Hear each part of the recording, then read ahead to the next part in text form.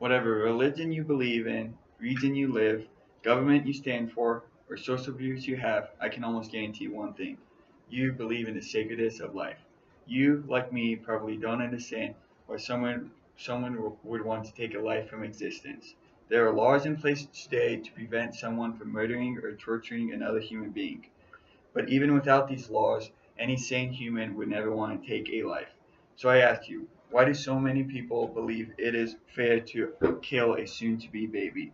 Was that fetus not a sacred form of life? Was it not going to be a living human? Just last year alone, there was over 1.1 million abortions.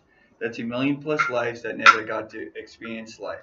They never had a chance to smile or laugh or be loved.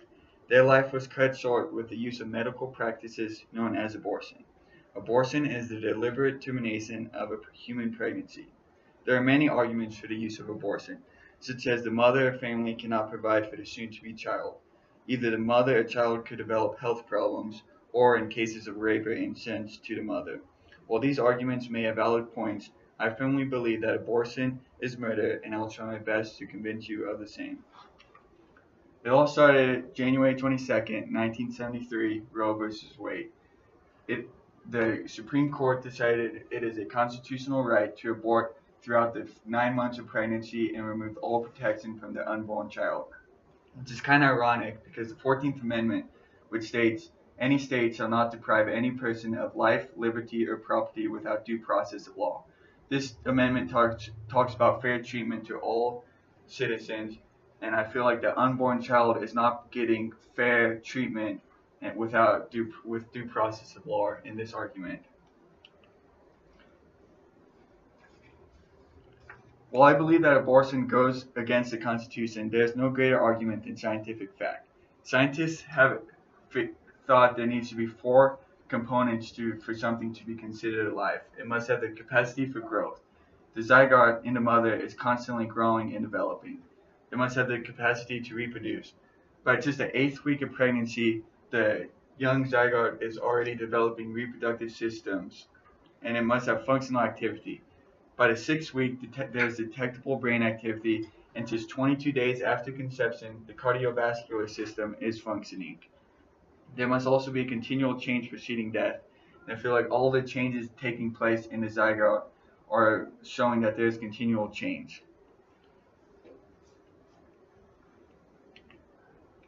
The claim that a fetus is not part of the mother's body is outrageous. While the mother's body is providing warmth and nutrients for the young zygote, the genetic makeup of the zygote is completely different than that of the mother. This adds claim to the fact that the zygote is alive and proves that abortion is more than just a mother and her body. One thing to think about, if a single cell was found on another planet, scientists would claim that we have found life elsewhere. So why is a single living cell found in the womb of a pregnant woman not considered life? There's three main reasons for arguments for abortion protecting the mother. The first is that maybe the mother or the family cannot provide enough wealth and money for the child to have a good upbringing. And while this is 25% of all abortions, I believe there's a lot of practices in place today, such as adoption, and there's a lot of government money that can be used to help these children, to help them get a better life and succeed. And the second main argument of abortion is possible problems affecting the health of the fetus or mother. And back then in 1973, when the Supreme Court decided that abortion should be legal, there has been a lot of medical practices that we have gained and accomplished.